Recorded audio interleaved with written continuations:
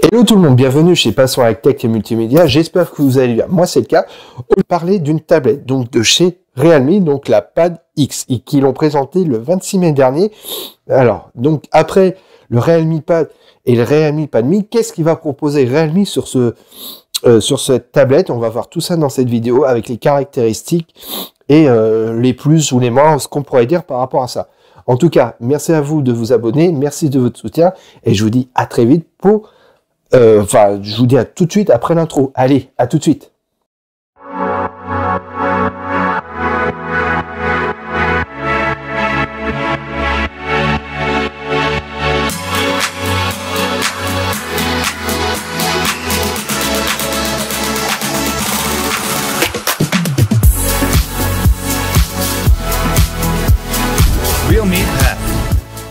Comme je disais, le Realme Pad X, c'est une nouvelle déclinaison en adoptant la lettre X. Et donc, la tablette conserve les mêmes définitions au niveau de l'écran que la première du nom. C'est-à-dire qu'au niveau de l'écran, nous serons sur du Full HD+, sur 2000 x 1200 pixels, mais avec une dalle plus grande parce qu'elle sera à 11 pouces en termes de taille contre 10 sur la première version. Par contre, elle aura les mêmes technologies et le même taux de rafraîchissement, c'est-à-dire du 60 Hz. Donc c'est un petit peu dommage qu'on n'a pas pu, notamment avec le Symbol X, de l'augmenter au moins jusqu'à 90 Hz, voire peut-être 120 Hz. Mais ça, on va voir pourquoi à la fin de la vidéo. Au niveau du pic de luminosité, nous serons à 400 candelia. Donc c'est une très bonne, elle aura une très bonne luminosité par rapport à ça. Le modèle est compatible avec un stylet, mais bien sûr à acheter séparément. Et donc au niveau des caractéristiques, nous sommes sur un Snapdragon 695, donc un processeur de milieu de gamme, avec soit des versions de 4 à 6 Go de RAM et de 64 ou 128 Go de stockage selon la version. Et donc bien entendu dans n'importe quelle de ces versions, vous avez l'extension de la carte mémoire avec une micro SD. Au niveau du module photo, nous avons à l'arrière 13 mégapixels et devant 8 mégapixels avec un angle de 105 degrés.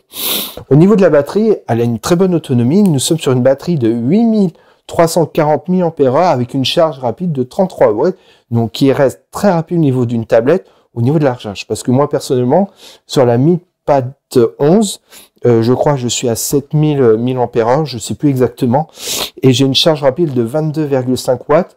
Et quand je le branche, parce que bon, je suis entre 30 ou 20% et j'ai mis au max de la performance, ça se recharge et en une demi-heure, une demi-heure à peu près, je suis à pratiquement 70-80%. Donc déjà en 22,5 volts, c'est déjà pas mal. Alors imaginez en 33 volts. Là, en Chine, donc le Realme Pad est vendu en bleu, en noir et en vert fluo avec des accents racing, c'est-à-dire que elle aura un petit côté barre comme on a vu sur le Realme GT avec le couleur jaune, c'était assez joli. Et bon, là, il y avait de la puissance. Bon, là, je trouve que la puissance n'est pas là par rapport à ça, mais on va voir pourquoi au niveau du prix. Donc, au niveau prix brut, elle est à 200 €, mais ça, c'est vraiment prix brut par rapport en Chine. En France, on dit la variante la plus chère, elle sera à 250 €. Mais voilà, c'est à peu près ça. Donc, dites-vous à moins de 250, 300 €. On arrondit à moins de 300 €. Vous avez ce type de tablette, donc qui reste accessible à tout le monde. Et donc, il n'y a aucune certitude que cette tablette arrivera en France. Donc, c'est un entre-deux. On ne sait pas encore si ça va arriver en France, mais je tenais à vous le dire. Donc, qu'est-ce que je peux vous dire par rapport à ça?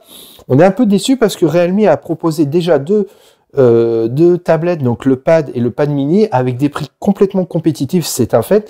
Et on pensait qu'avec le Pad X, ça allait être un petit peu en gamme d'un point de vue processeur. Alors moi, j'attendais peut-être un processeur comme on a vu sur le Mi Pad 5, le Snapdragon 860 par exemple, avec 6 ou 8 Go de RAM. Après, c'est mon avis perso. Même avec 64 Go ou 128 Go de stockage. Mais voilà, pour moi, le X, ça me fait penser au Realme GT de la première version, c'est-à-dire avec le Snapdragon 888, 120 Hz d'écran. Bon, le prix était là, donc c'était à l'époque moins de 500 €. Donc aujourd'hui, ça doit être pareil, entre 400 à 500 €. Maintenant, il y a tout prix.